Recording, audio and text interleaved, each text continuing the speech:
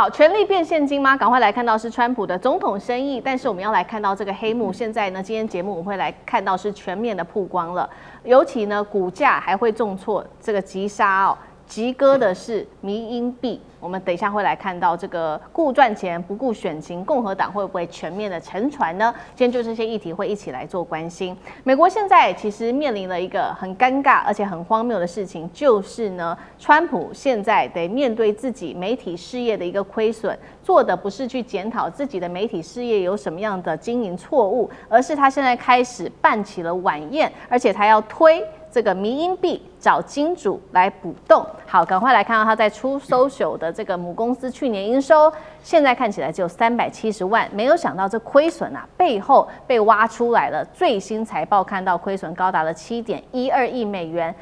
包括了股價一路的往下跌，從58美元一路暴跌到現在已經達到了10美元以下，執行長慘遭到撤換。這個時候敏感的同一時間，沒有想到川普做了什麼事情呢？他現在辦了一場晚宴，這場晚宴舉辦叫做這個迷因幣頂級投資人晚宴。這個晚宴有297名川普的迷因幣的頂級投資人在這個當中一起參加晚宴。那麼根據了解呢，媒體所報道的是說，部分的參與者投入在這場晚宴中達到數百萬美元的投資，多數的資金乾脆就直接流向了川普的家庭當中。這個商業模式已經從企業經營變成了一種金融套利嗎？支持者現在變成他很重要的資金池，他借此來割韭菜嗎？賴老師怎麼看？我覺得這個態勢是很明顯的，只是說他游走於法律的邊緣地帶，讓你對他一點辦法都沒有。為什麼？因為他利用他的權力、他的地位跟他的決策權，大家都知道他有決策權。決策權有2種，一種就是我開放綠燈，我通過某些政策讓你走；另外一種就是我把門關起來，我不讓你走。啊，那我如果不讓你走，你本来你企業你可以賣的東西，你後来变成不能賣，那你怎麼辦？所以你勢必要去找游說公司，或者想辦法要讓我不要把門關起來。啊，例如我舉個例子，例如說英偉達，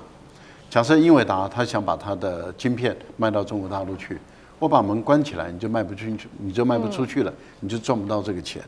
那可能你從中國大陸本來你預估每一年可以賺200-300億美元的，然後你這樣一直下去的話，你在中國大陸市場占有率越來越高，你的企業規模越來越大。但是我把門關起来，你就不行了。那不行的話，那你怎麼辦？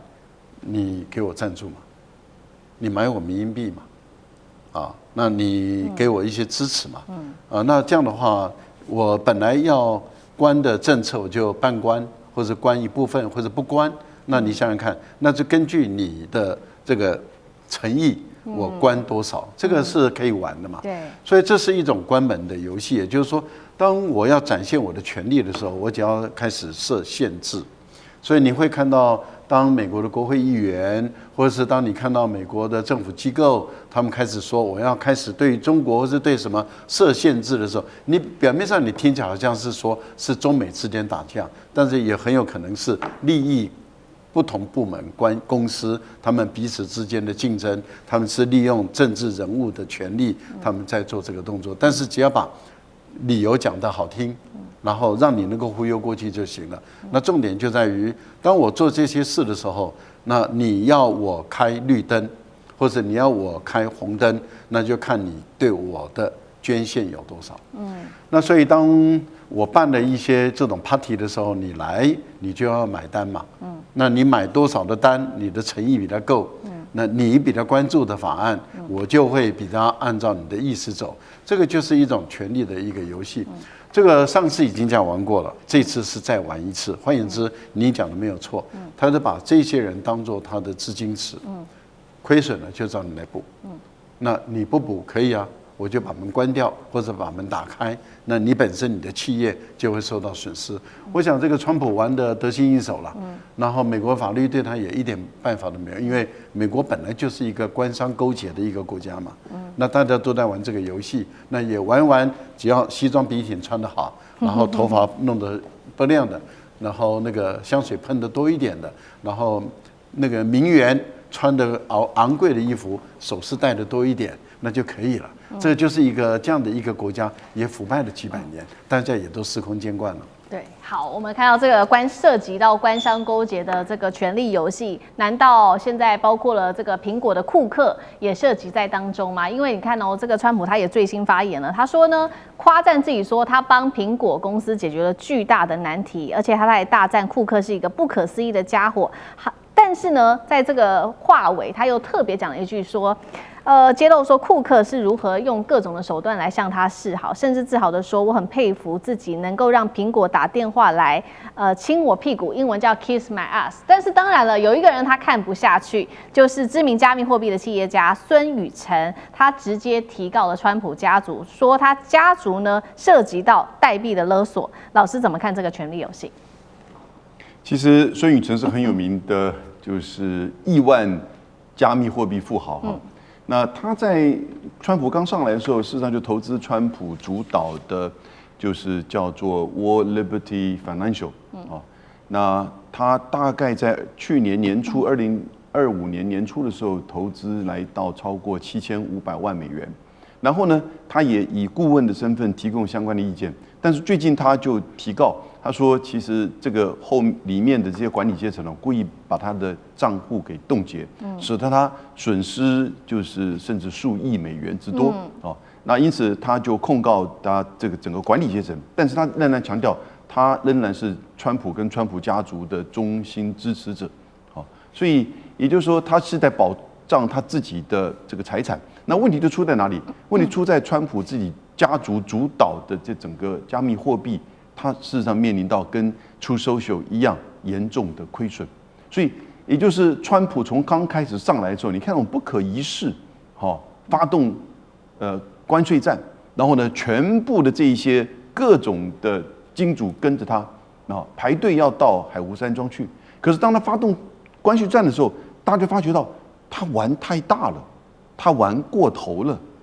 而且造成全球的貿易的這種嚴重的問題。虽然是引導了一些半導體跟 AI 的投資，因此呢，整個也因為 AI 的這個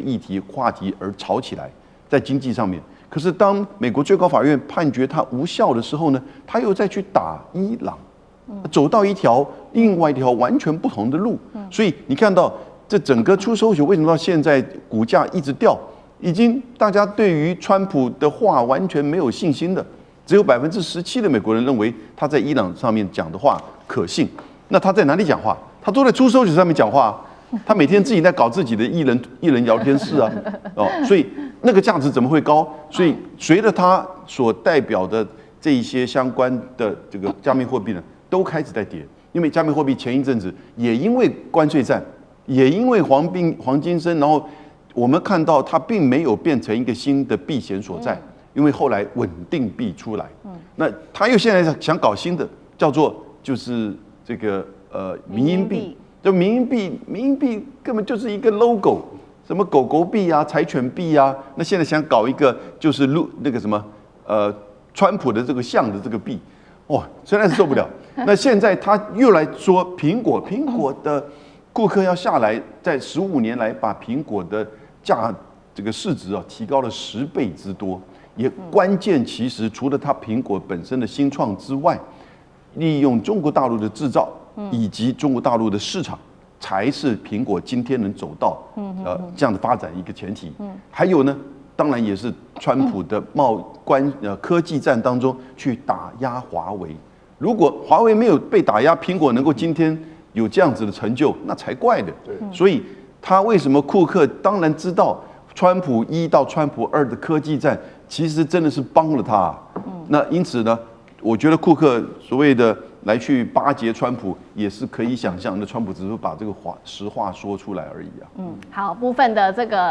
個商業利益有一些企業確實有受惠到，但是呢，多數的選民又是如何做針對於川普如何做反應？我們要看到 CNN 的最新民調了，現在大翻盤尤其來看到維吉尼亞州共和黨直接恐怕丟掉4席。愛荷華州民主黨現在領先了12個百分點，現在擔心恐怕會終結的是共和黨16年在這邊的州長的統治。再來就是這個共和黨的鐵票倉也開始鬆動了，沒有想到川普在這時候出來說了，我沒有期中選舉的壓力，所以他不在意這一場選舉了嗎？那共和黨現在怎麼辦？酈將軍怎麼看？